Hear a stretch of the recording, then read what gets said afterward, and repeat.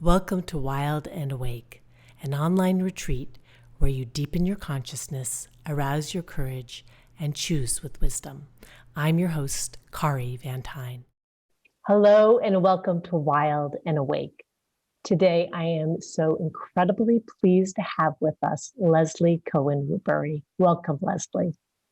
Thank you. It's really a pleasure to be here with you today, Kari.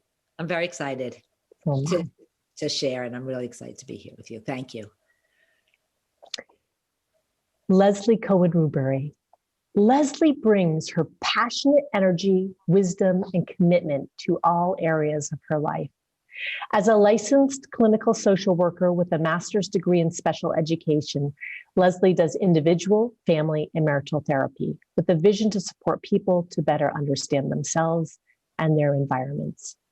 And in creating her own balance, Leslie is passionate about dance within the form of contact improvisation, which she has been doing for over 35 years, which is how I know Leslie, having danced together for, Leslie, I think it's about 25 years now. I think it is. So wonderful.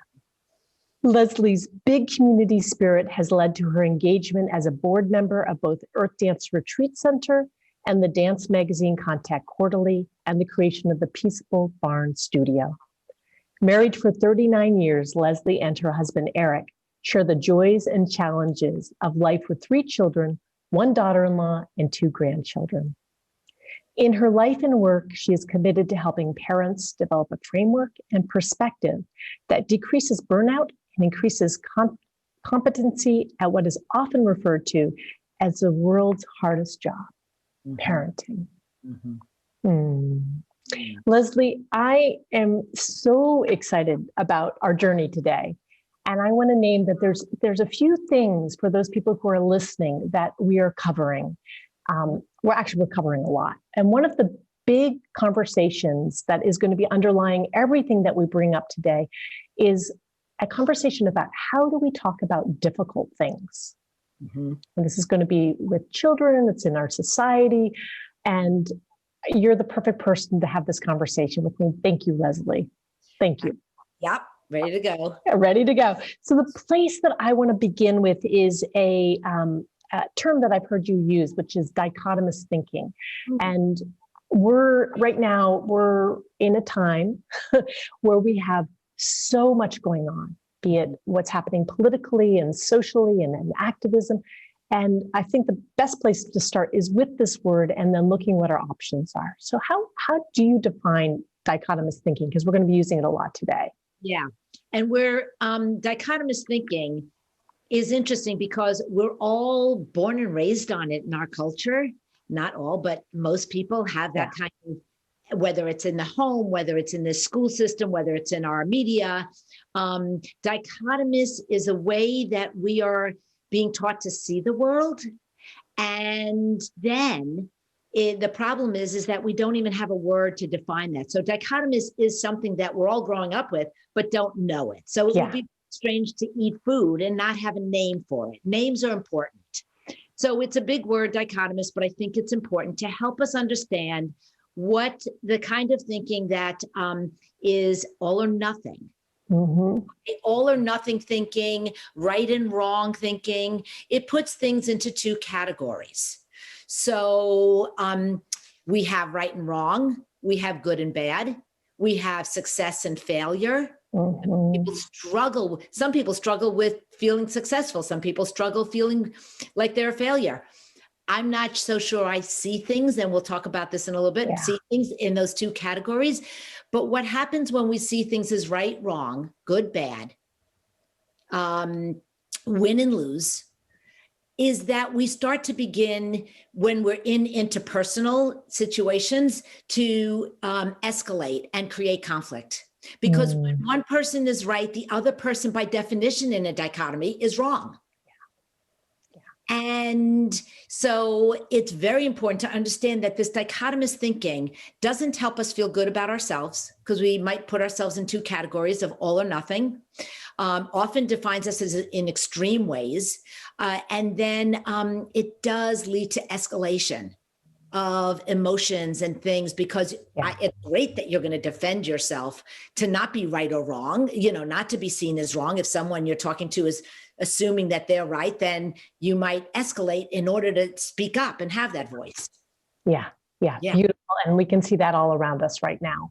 So thank you. This is right. And to the thing that you're naming to is that it's something we don't even know exists, which is fascinating, which I want to lean into right away also, which is something that I know is really particular to the work that you do, both as a therapist, but I also know as a dancer and a person in the world, is and something many of us would say is really unusual with your way of working, is this belief that there is something going on beneath the surface that we don't see.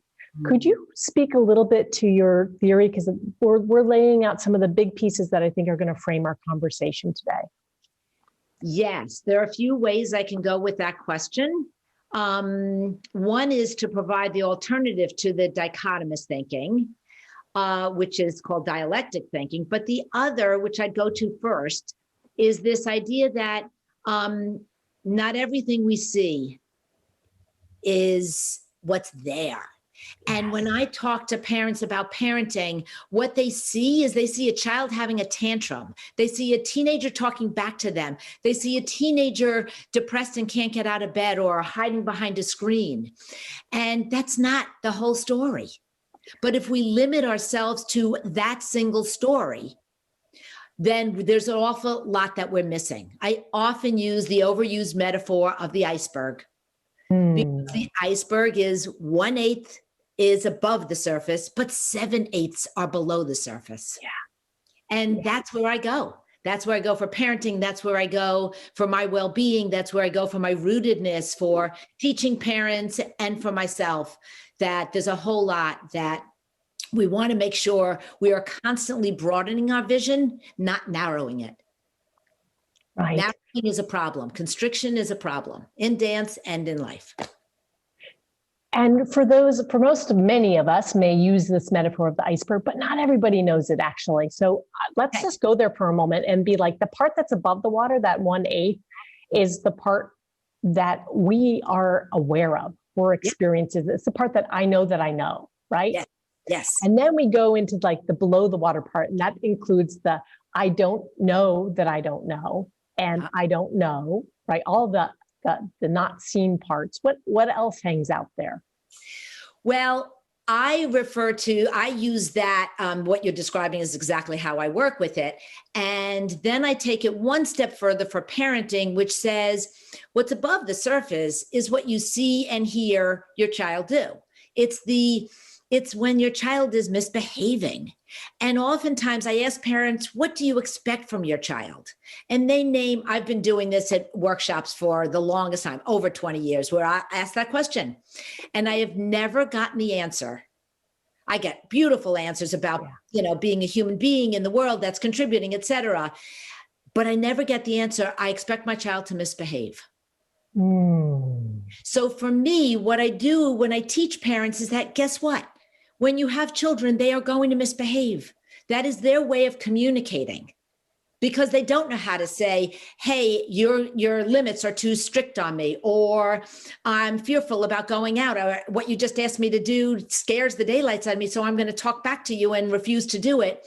And so what we see and we hear is not the whole story, as I said before, but if we go below the surface, now we begin to see what communication, whether it's, and this is not my field, but whether it's our body talking to ourselves, our bodies can talk to us, but also our children in their misbehavior communicate to us. And going below that surface is understanding when you don't see it, you are willing to open up to what else might be there. Their need to belong, their need to be heard and understood, the need to feel significant. These are all the things we don't see, but that are below the surface.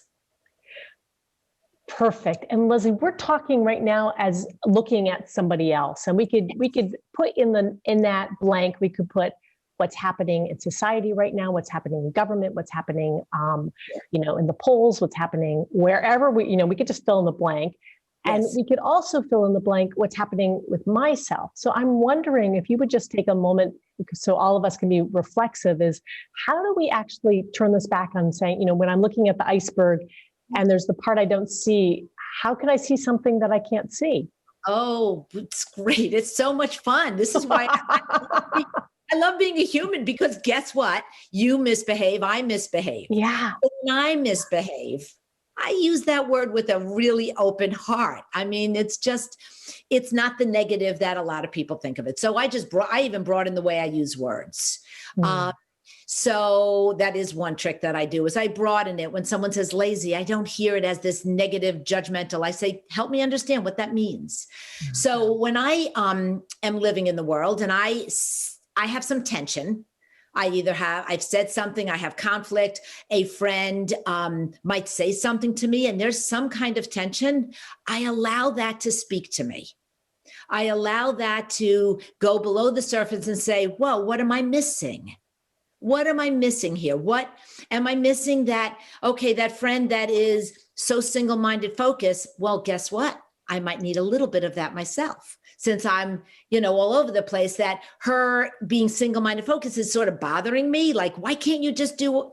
It's like, okay, maybe I can look and see what else I can bring to my life.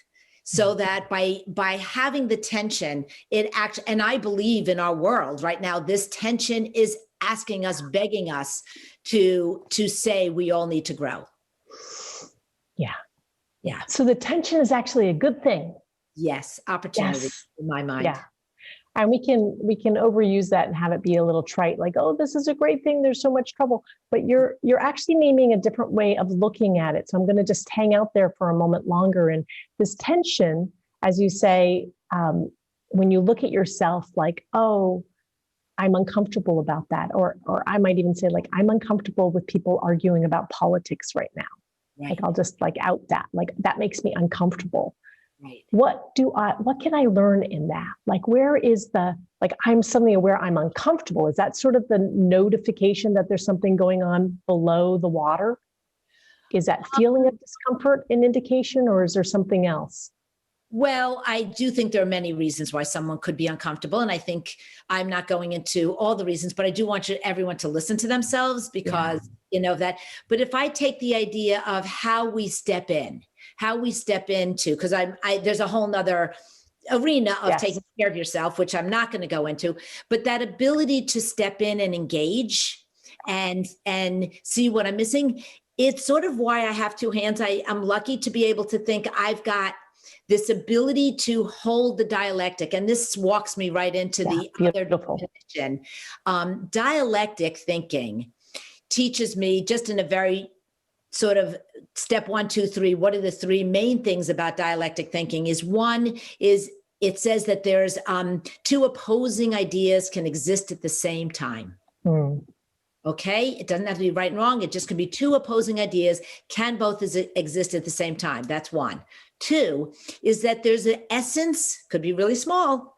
There's an essence of truth in all perspectives. Don't always want to admit that, but yes, it's an important piece of dialectics. And the third area, which we've already been talking about, is there's always missing information. Yeah. Okay. So I think I lost track of where I was going with this. Can you help me? Yes, you were moving in the direction of sharing with us the opposite, like we're moving into the dialectic as an option, right? Right. Yeah. So what I do when there's that difficult conversation, whether if it's political or whatever, is and even between parent-child, or in a session, I can have couples that are arguing. And what I do in my work and with people and in my life is I hold this kind of fierce mindfulness and presence of containing and holding, knowing that we can manage this. So there are a few things. I need to feel safe. I need to feel capable. I need to feel good enough. So when I feel those things, I'm going to be able to stay there and deal with something uncomfortable. I'm going to honor it by saying I'm uncomfortable and I'm willing and able to stay present. I may not know what to say. I may not know what to do. That gets me into this place of vulnerability. Yeah. And vulnerability is It needs to be one of our best friends, even though most people really want to push it away, really want to avoid it. And that place of being uncomfortable, which is my definition of vulnerability, is something we push away. And so that we need practice at that. So as you say, having difficult conversations, we need practice. And practice not at doing it right. Get rid of the right, not at doing it even well, just showing up and doing it. So when I've had difficult conversations and I have said things, well, first of all, I have a long history in my life of putting my foot in my mouth, which is one reason why I've probably gotten a lot of good practice at being uncomfortable and being vulnerable. But when that does happen, because I'm in a different place in my life, when it does happen, when I say something that's, that I can, think about and feel that didn't land the way I wanted to, I have no problem saying, wow, what did I just say that was upsetting? What did I just say that was uncomfortable? And I am very willing, please give me that information. So there is in difficult conversations, we do need to practice being vulnerable as well as holding this dialectic of gentle and strong. And fierce and again, fierce and soft, Yeah. And this dialectic, the fierce and soft, and the within that, can you share a little bit more, actually, for those who aren't familiar with the term dialectic? Can you share a little bit more about what that is, and maybe even, I know that it's a modality of therapies, the dialectical behavior therapy, which some people may know of or not, which I've studied as well, and I think is an incredible modality. And when you use the word dialectic, it's a big word. What are we working with? We're working with paradox. We're working with contradiction. I have a sweet little story that when I put the barn floor, my dance studio floor in, I was one of the laborers putting in my floor, and I called out my kids and we all sat down and wrote something on the barn. It said, okay, 250 years from now, if the barn comes down and someone sees this, they might see some of the questions we wrote for ourselves. But one thing that I put in as an intention there was, why am I so full of contradictions? This was 23 years ago that I wrote this. And dialectic behavior therapy was just starting, and dialectic behavior therapy I merged it with the work that I'd already been doing as a therapist of 15 or so more years. And it was this ability to answer the contradictions we feel about ourselves. How can I be both extremely outgoing and shy? How can I be? So it allows us to embrace the many, many parts of ourselves. So that's one way of understanding it. The paradox in parenting, in order to, parents want to smooth out their child's road ahead of them. And what we know, a beautiful therapist named Wendy Mogul wrote a book about the dangers of smoothing that out, because the actual opposite happens when we take away all the challenges. Our children don't know how to be resilient. They don't know how to be vulnerable. And so the paradox is true. Allow them to experience the bumps, the bruises. And that's a dialectic. That the more we want to give them greater security, greater sense of self, in terms of being in the world and showing up and all of that, then we need to give them experience with literally the opposite. Yes. Which I think everybody's getting a pretty good dose of right now. And unless one is incredibly sheltered or one's family is incredibly sheltered, it's hard not to see all around us the extremes and be in this place of needing to learn how to be in the dialectic. I know from the experience, Leslie, of being in a circle with you, being around a table with many, many people, that you are not shy about bringing up things that are uncomfortable. And right now, if we were sitting around a table and we had your family and our community, and we were discussing what's happening in the world right now and politically right now and with the elections right now, how would you enter into a conversation like that, knowing that it could be all over the place, that it could explode, that it could be upsetting and people could be hurt? Like, how do we hold space for that? There are some tricks of the trade. So one trick of the trade, well, the first is, in my mind, to practice being dialectic and practice this idea that I imagine everyone in the room or around the table has a voice and has their own thoughts. And their thoughts don't have to challenge me. I don't want to personalize it. That's actually one of the tricks, is to allow myself to hear someone and practice validation, practice hearing, so that I'm actually active listening and I'm not defending myself. Defending myself means that I'm not safe. So when I don't defend myself, I'm actually letting someone know that I feel safe. That's one thing. The other thing is that I appreciate that. I mean, it's what we do in dance. It's the contact. So I appreciate this contact with another thought, another person's opinions, not just like-minded. It's so interesting. I have all my life lived in communities that were not what I call like-minded for myself. I mean, I could have moved to, as you know, a Northampton where the dancers, and I would be among like-minded people.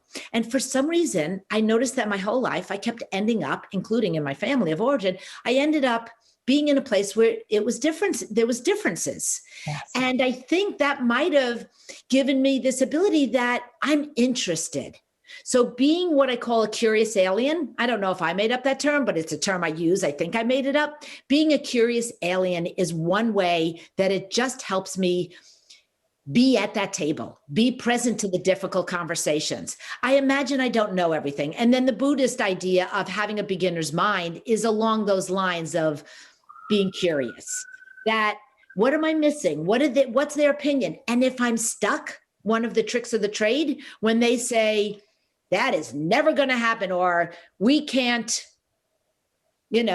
I can't think of an example right now, but I take their words and I say, can you help me understand those words a little bit more? Define what you mean by never. Define what you mean, like, over my dead body, will I let this happen? Define what you mean by that. I mean, so it's a way of being, I don't have to be uncomfortable, because it sounds like a very aggressive statement if someone is coming at me with that. I just go back and I say, can you help me define that? I do have another example when you're ready of a situation that just popped up in mind that was really helpful. Great. Well, why don't you share it right now? Because it's right there. Okay, I will. So one day I was in my dance studio and one of the dancers came in, and she was, as I was talking about, dichotomous thinking is very right, wrong, is really escalates people. So by the time she came in the studio, she was at a high state of arousal. And she had come in and she told us the quick little story that she was putting up flyers. She wanted to go put up some flyers at this woman's store. So she walked into the store. She was asking permission. When she asked permission in a very gentle way, the woman at the store got very aggressive. Why does everyone have to come in here? Why do you think you get a free ride? And like most people do, she started defending herself. She started to feel very attacked. She started to, et cetera, et cetera. And it was just this awful feeling, that you're left with. And we talked about ideas. We all brainstormed because it was a nice big conversation. And I offered the opportunity to say, what about her day was leading to that conversation? So I said, it sounds like this is not the time and the place to discuss what my needs are and this poster I want to put out. I wish you well. And it's no problem. Thank you for even, letting me in your store, whatever. But the idea was that if you just start with validating, it sounds like this is not the right time for you. It would probably open that woman up to say, I get so many of these. I mean, just a total change in her voice. I get so many of these. I can't stand doing this. And that's what I call going below the surface again. Yes. Yeah. And what I hear in that is one of those things that you mentioned, and maybe I didn't get them right, but one was being safe, one was being capable, and one was being good enough. Like your sort of three aspects, if you approach what's happening from there. And I hear in that you're creating safety for yourself Yes. in that response. Yes. You're, Yes. you're good enough. Like you don't attach to it. Right. And she can be over there doing her thing, but you're also not telling her off. You're just acknowledging. Right. Yeah. So yes, again, she's got a reason for that aggression. That's the dialectic. And I certainly don't understand it in the moment. I don't know her. I don't know the situation. But I'm going to allow there's to be some truth there. And I might be able to tap into it with seeing that. And I might not be able to. I might have to leave and take my poster with me, but I'm willing to step in, and I love that idea of stepping in and showing up and, a lot of, a lot of the dance that we do, which is an improvisational form, which just asks you to keep showing up in the moment that is not the moment you think it should be, like, oh, I wanted to go there, I wanted to do this. And it's like, that doesn't work for our dance form. What works is showing up as the moment presents itself, and it sounds simple, but it's really difficult to keep showing up to the present moment as it is, not as the way we want it to be, not as the way it should be. Like, I should never walk into a store and get attacked like that. That's not going to invite you. That thinking doesn't invite you into the difficult conversation right there. So showing up in that moment is, wow, this moment my timing is not very, didn't work right now. Okay, thank you. And one of the things that happens in being this way, Leslie, is that going back to children and the next generation is we start role modeling something, right? And that's part of what I wanted to talk about today, is because we as a generation or generations have created this really right, wrong way of looking and thinking without even realizing that is the framework that our minds are working in. And we've got a new generation, with this next generation coming along, is apt to do exactly the same thing, unless we start role modeling something different. Yes. And I see people around doing it, but we, again, haven't quite put the languaging on it. Unless we name it, we don't quite know what we're doing in order to practice it, right? It's like, unless you have the name on it, you don't know what the move is. Right. If you were encouraging people right now in their families, and some people have their own children, some people are aunties or grandparents. So I want to say that for all of us, I hope that there are in some way young people in our lives in some form. So although we might be using the words as parents, I want us also to really get that you don't have to be a direct parent for y'all to know I don't have any biological children of my own, but I have many that I love. So we're going to use the word parent because it's just a little easier. But how would we parent children to be having a dialectic way of thinking or a more expansive way of thinking, especially when we're working within letting go of this old frame? Right. I do think we need to talk about fears. Yeah. When all right. You bring the child into the world and the fear factor goes up quite a bit, right? Yeah. But we do live in a society where there's a lot of fear that's being fueled. Yeah. And so our stress levels are up. I mean, anxiety is up. It's all around us. So how do we help raise a generation, maybe not feed them a diet of fear at all times? And I have, okay, we're going to stay on we're going to alliterate with fear and faith and, what was that other word we just had? Flexible in my mind. I was thinking flexibility. So I've been having fun. I have a grandson whose brain is set up. I mean, he has a right and wrong and good and bad, and he learns a rule. How old is he? He's quite young still, isn't he? 5 years old. He's now 5 years old. And, but I've been starting since he was 2 because I could see at a very, very, very early age that this is the way his mind is set up. This is the way his brain is. And that's fine because we have an internal state and we have an external state around us. And certainly we can work with it. So he's a rule follower. And when we have a lot of children who are rule followers, sometimes some parents go, that my child's not a rule follower. They break it's oftentimes those are the rule followers. Anyway, when you have a rule follower, they're going to do the dichotomous thinking. And so from a very young age, whenever if I sat down at the dinner table and he says, mommy sits there, because that's his rule in his head, that mommy sits next to him, I say, oh, let's see if you can pick another seat where mommy can sit. I'm going to sit here tonight or whatever. And then if he does something like that, or he says, Nana, you sit here, I reinforce it with, that's flexible thinking. And I use that terminology and I say, that's flexible thinking. And whenever he does it, I point it out, that's flexible thinking. So we all need to practice flexible thinking. That's one way that we can raise children in terms of, because we need flexible thinking in problem solving. Yeah. We need flexible thinking when we feel stuck in this, when, this is where brilliant minds come in, because they have flexible thinking to solve many, the many challenges we're facing. So flexible thinking is an important tool. It's like the hammer in the toolbox. The other idea with fear is that we really do need to be careful when we're always raising children to be careful, be careful, be careful. My son, now I'm going to go back to my son when he was probably a teenager or maybe even older. And my sort of automatic response, we were out hiking and it was an icy day and we were climbing over the rocks going to this waterfall. And as we're walking, I said, be careful, Travis, be careful. Don't slip, don't slip, don't slip. He said, Mom, time out. He says, you keep telling me don't slip. If I hear that so many times, I am going to slip.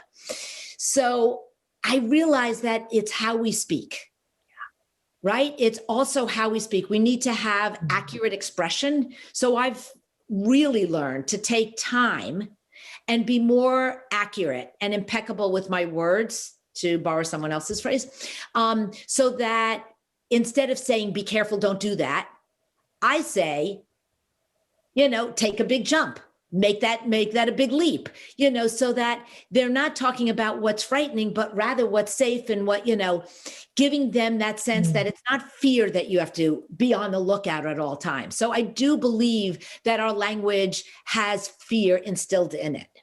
Yes. So Leslie, can I be a little nuts and bolts? So you're out walking with your kid and it's snowy and slippery. Yes. And instead of saying, be careful, are you saying, tell them to take a big leap? What are you actually saying? No, okay.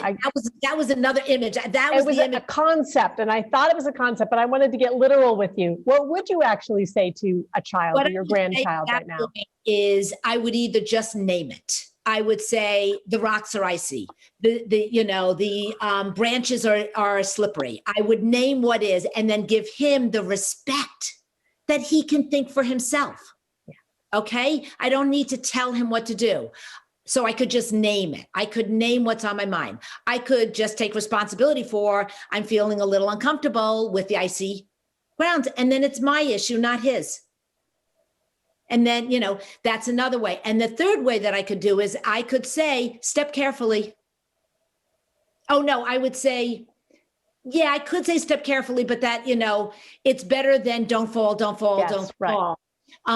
But I often would say, watch where, I don't love that one because that is telling someone else what to do. Yeah. Watch where you're stepping, be mindful. That's what I do. Even with my little ones, be mindful where you're stepping, let's walk mindfully or something like that. Mm-hmm. So there are ways of, it takes time. It takes a moment to think. It does.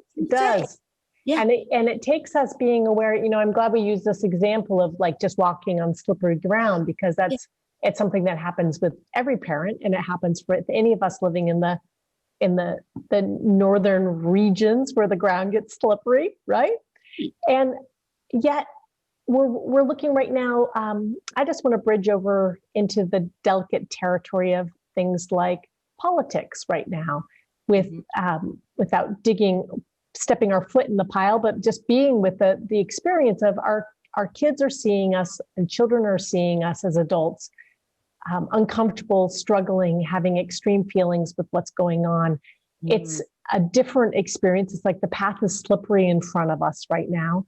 How do we role model for our children how to be with the slipperiness or discomfort of the world right now, where it might be not safe to go outside because there's riots. There might be homeless people, as in my case, sleeping on, in front of the buildings, on and on, that there's these items in the places that are like where our fear gets stirred up. That's actually in real time. And it might be real reasons for having fear.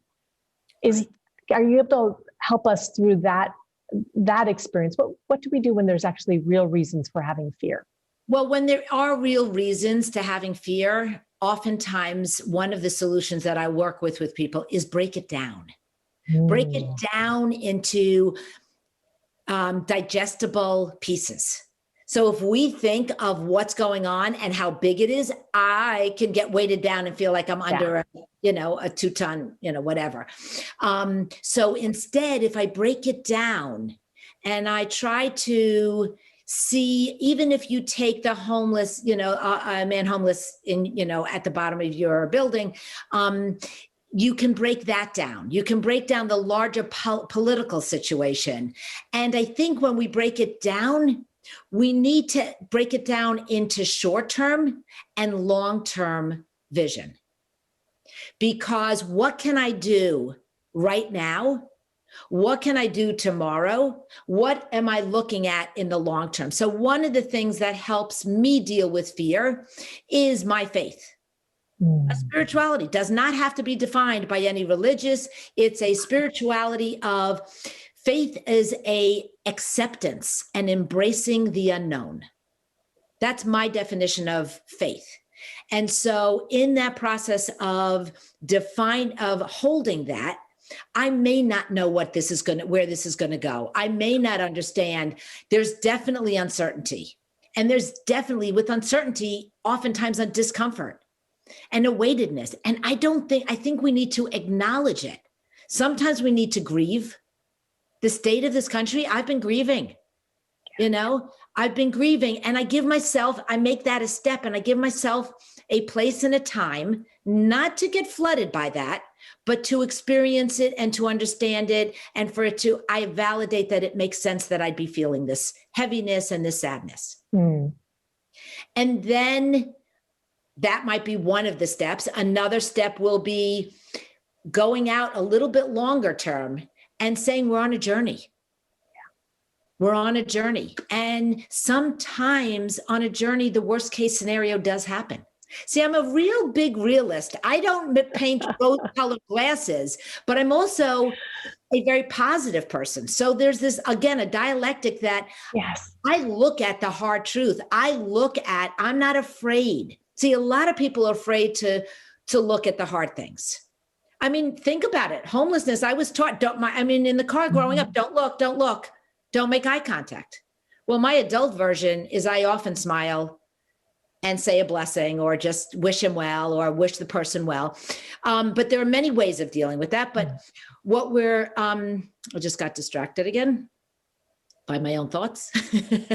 But the idea that we need sometimes a long-term vision, that I can be both truly realistic about the hardships. Yes. And then hold as well this idea that my faith in the uncertainty and my willingness to stay on this journey is that helps me. That really, really helps me. It helps me when I am so worried about one of my children. It helps me when I don't have an answer. It helps me because we really do have so much that we don't have control over. Yeah. Thank you. Yeah. That's helpful. And it's sort of like there's the immediate grief piece, there's the bigger faith piece.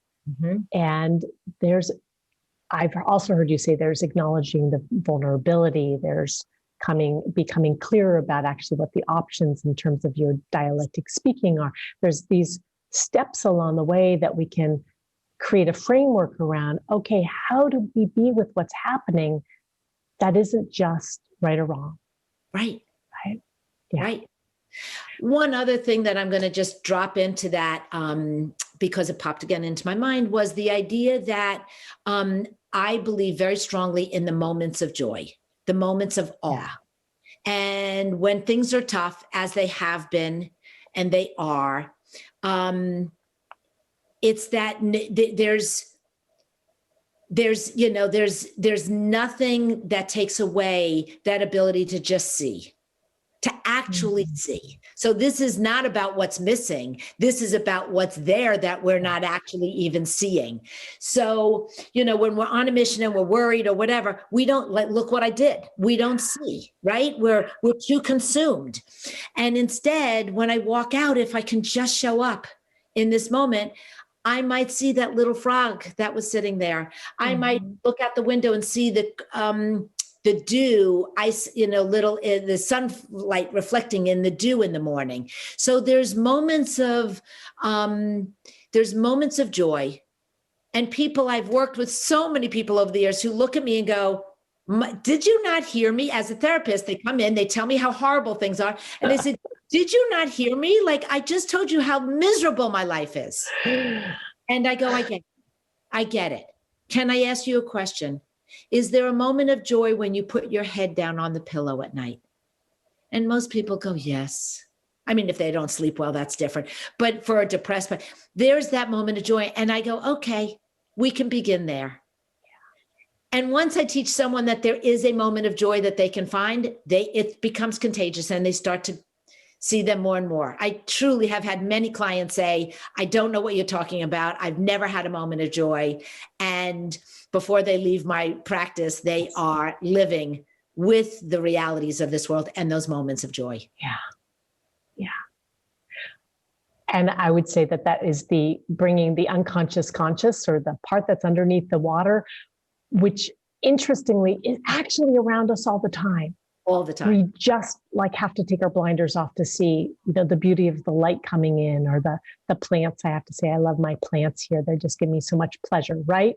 Like these little things that you might not name because they're not part of our cultural expectation of where we put our attention.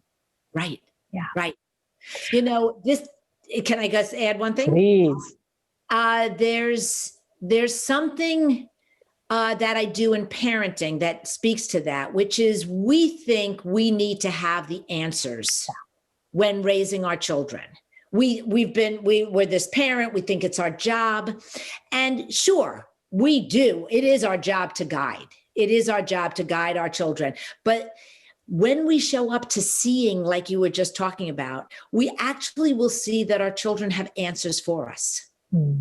Our children, they don't have the answers for us. Let me say that differently. The answers are within our children and within their experiences and within the context of what's there. So when as a therapist, I'm not finding answers. I'm just pointing them out. Oh, you have a child, my child won't take a bath. My child won't take a bath. But I see the child as very independent. So then I give some suggestions that would say, so again, the answers were in the child. If I just look, because this child who was refusing to get in the bath every night, this was an actual situation. I then said, I see that this is a very independent child. Why don't we teach her how to turn the bath on and deal with the risks? So we teach her what hot water is, we teach her, and all of a sudden that mother came back in 1 week and said, we haven't had a single problem. So it's that seeing that I didn't have to come up with that answer. I saw it in the child. And the child can't come and say, by the way, if you give me a little bit more independence, I won't be oppositional. That's what the child has the answer. We can't expect the child to have the answer. But if we slow down, and we see what is in front of us, as you're saying, it's there, we can parent that way. And it's very practical. I wanted to quote you because you've worded this before in a way that I love, which is children don't have the answers. They are the answers, which I love that, Leslie, because there's this idea, I know, and I love my goddaughters. So there's this experience of relating to them, they're wise, they have all the answers. They might not actually. They might not have the answer how to do everything. No. But I love what you're saying, that they are the answers, right? That it's in them, that the answer is in them if we know how to look in a particular kind of way. I love that. Thank you. And may I may I shift that also to like, how would that help right now with us looking at our own selves that way? Are we able to flip it that way? I know it's easier to look at a child and say that the child has the answer in them, but I am also feeling like we have the answers in ourselves too, and we don't always know how to look at it. Right. So I have an example where for myself, might as well use myself, right? I'll be vulnerable. So I have this idea I'm very excited about, and I've been brewing it and percolating it, and I know it fits me well. I'm going to be making a podcast, a parenting podcast. Yes, I'm very excited. And it's great to put it out there because I am now doing that. But what happened was if I'm willing, again, this vulnerability, if I'm willing to say, well, I've been percolating this idea, what's getting in my way? And I don't say that as, oh man, you're self-sabotaging. I don't use that language. I say, oh, am I missing? There's maybe some obstacle. Maybe there's something there that I want to see. And I go, oh, I love getting distracted. I love distractions. I love doing busy work. Someone calls me up and said, will you do this? I'm like, yes, but then there goes my time for my podcast. So I see myself.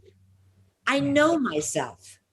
If I see myself and know myself, then I'm able to say, Leslie, there's that procrastination wanting to show up, and I just can embrace it. And sometimes I give into it and I get distracted. And sometimes I say, I'm going to work to really stick to what I'm doing. I'm going to give myself the tricks, a deadline. I'm going to put it out to the world and follow up with that accountability, so there are things that I can do, so that it helps me, but we are ourselves, Yes. We can show up as ourselves. And I have another phrase. Actually, I think I learned it however many years ago, 38 years ago or 39 years ago in social work school, where the expression was begin where the client is. I say, begin where I am. Yes. Begin where I am, because I'm like, here's an idea I want. Here's what I'm doing. What's going on?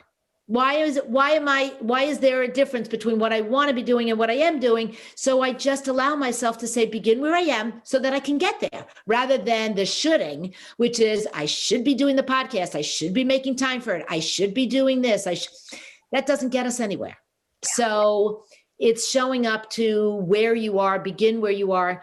And back to parenting one more second. My idea with parenting is your parent job is not making them who you think you think child should be, but rather begin where they are and help them blossom.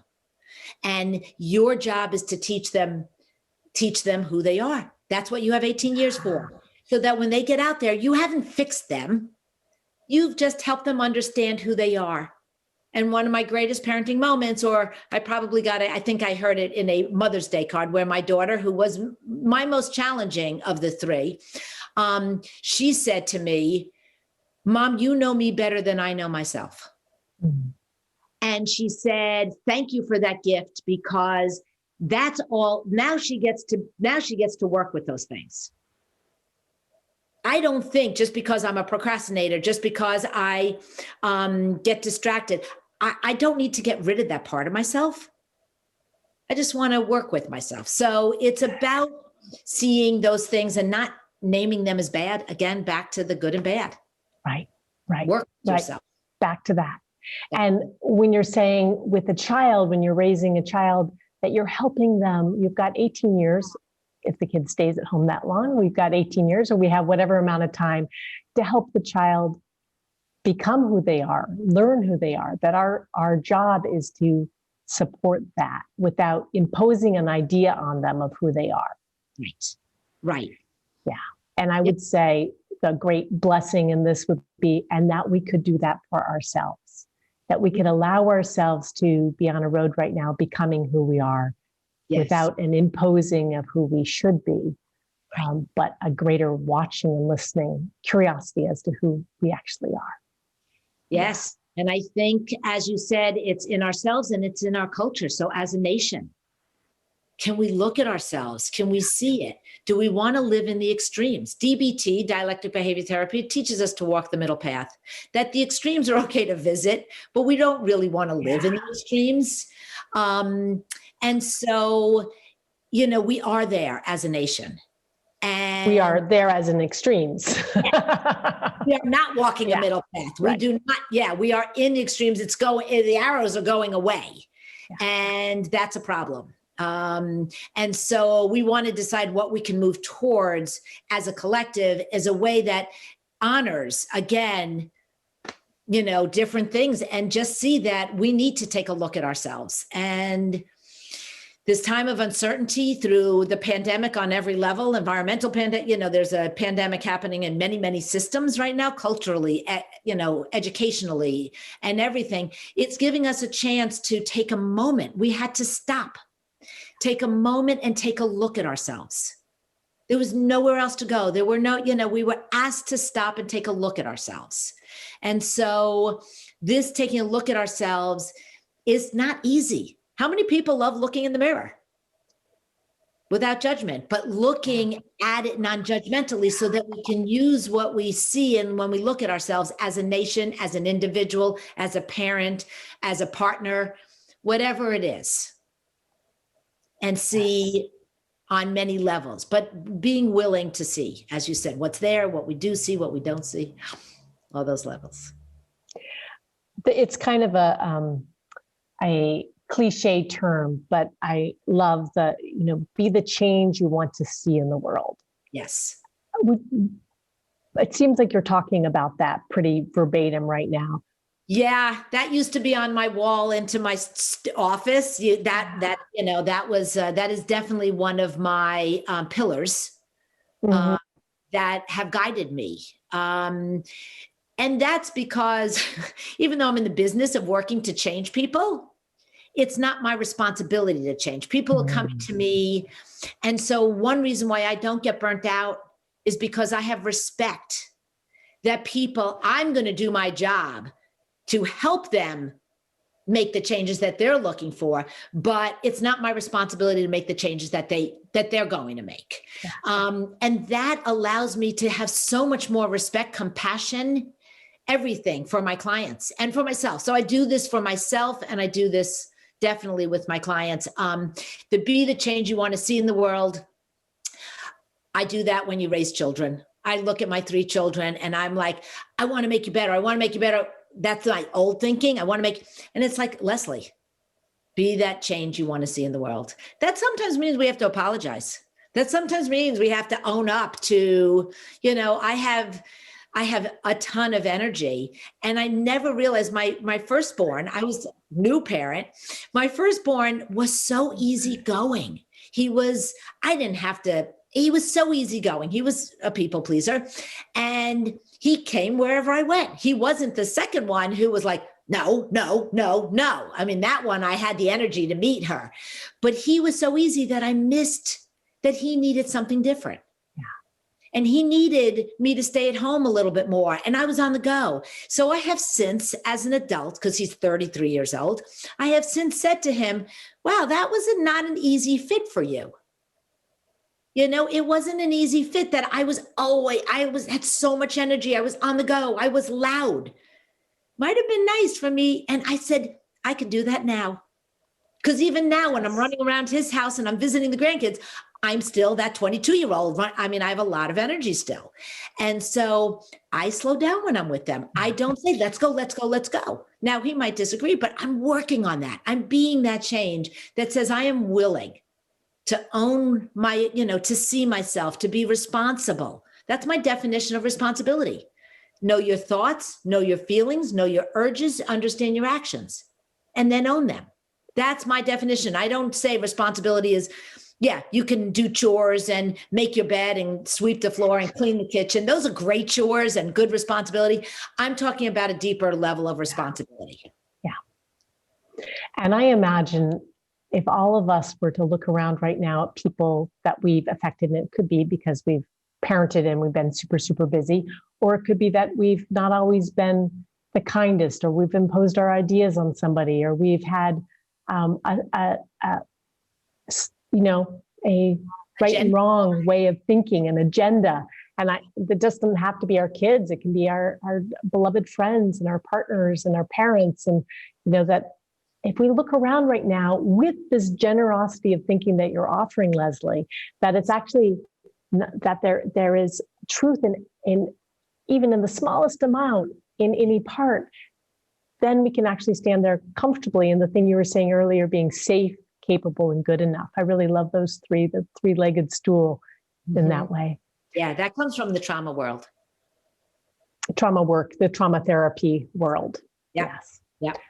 Leslie, the premise of this whole speaking series that I am offering right now is built on the concept of consciousness, and that as we grow our consciousness, and it can be very, very different depending on how you hold your modality, as we grow our consciousness, our opportunity for choice expands.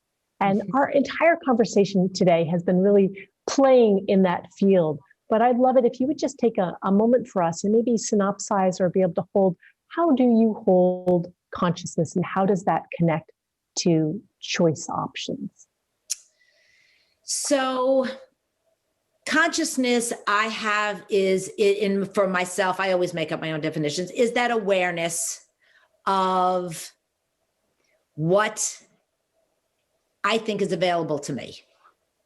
But I then, with my spirituality, I have opened up that level of consciousness so that I don't have to separate into conscious, unconscious. I mean, we can look at it neurologically in terms of consciousness and unconsciousness, but instead the awareness is something that I keep growing. And so I simplified your question to say, the greater my awareness, the greater my options. Is that too simple of an answer? No, I love it. And as I'm seeing it, I'm actually seeing like the more of the under the water iceberg that I'm even just holding space for, the greater my choices. And I would say right now in our current time for all of us, as we can open up to having that experience. Yes. I like that sort of symbol. The more choices we have. Yes. Yeah. And choices brings mental health to people. Sadly, when we feel we don't have choices, which is when the world can be scary, our mental health suffers. And so it is what you're talking about, this broadening of the way we see is so important for well-being. Yeah. It's so important for the well-being, is that to be able to see the options, the expand our awareness, and the way that we can hold things is very, very important for the well-being of individuals and our society. Leslie, to segue us out of this conversation, I'd like to go someplace a little bit fun for you and I, which is that you and I are both dancers and we've met on the dance floor. And actually, I think for the first couple of years of knowing you, I never even spoke to you. We danced, right? And we were at events and we would dance, and Leslie has become one of my favorite people to dance with. And there's something that I know about dancing, and I wonder if you would riff with me and play with me for those who are listening, that dancing, especially improvisational dancing, is very much like what you're talking about doing with our minds. Right? And so I'd like to just play in that territory for a moment. How would you see the way that you do improv dancing being similar to what you're advocating in expansion of our mindfulness or our consciousness? Well, 2 words. It's funny. 2 words just popped in my mind: reacting and responding. And reacting in a dance means I'm just acting over and over again. I'm just doing. And in the dialectic world, there's the doing mind and the being mind.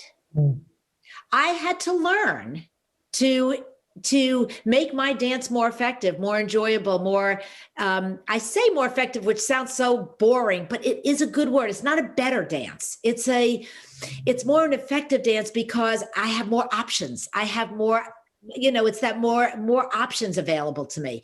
And so when I show up in the dance, one way that I went from reacting to responding is I created an imaginary space. Not imaginary, some real. So sometimes it was taking a breath before I reacted. Sometimes, I gave myself, I've worked many, many years on giving myself space. And when I give myself space, all of a sudden the choice to respond, I now can see, because I give myself that space, I now can see I can move my arm this way, I can go this way, I can fall, I can go up. When I react, I limit my choices. And so one of the things that's become so much fun in the dance form is, how do I keep having more choices?